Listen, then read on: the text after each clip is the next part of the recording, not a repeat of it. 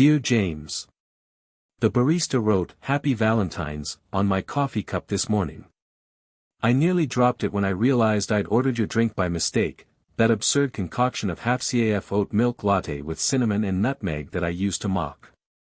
The same one you bring me on rough mornings, insisting that comfort doesn't follow logic.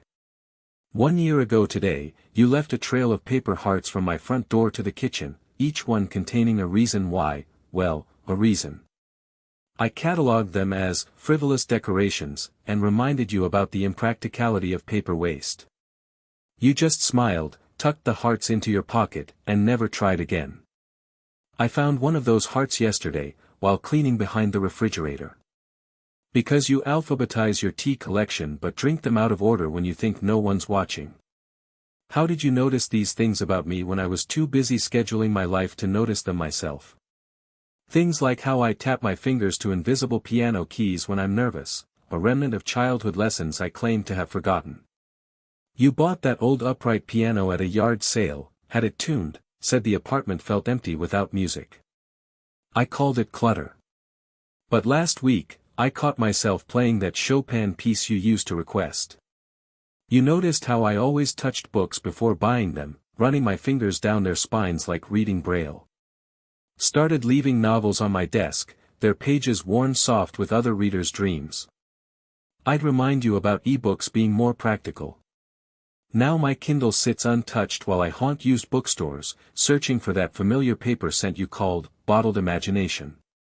Remember when you started labeling things in the kitchen with their stories instead of their contents?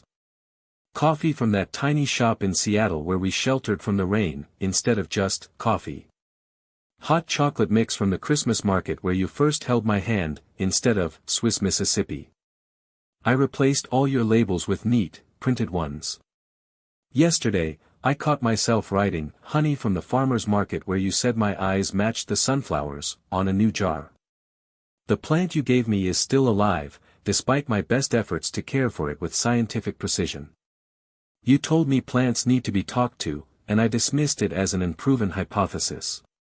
Now I find myself whispering good morning to its leaves, the way you used to. It's blooming, for the first time since you left. My calendar still has neat blocks of color-coded time, but I keep finding myself staring at the blank spaces between appointments, remembering how you called them pockets of possibility. You'd fill them with unexpected adventures, impromptu picnics, rooftop stargazing, midnight baking sessions. Life happens in the margins, you'd say. I'd point to my schedule, talk about productivity and planning. Now my perfectly ordered days feel like books with all the poetry redacted. The worst part? I'm still Phi.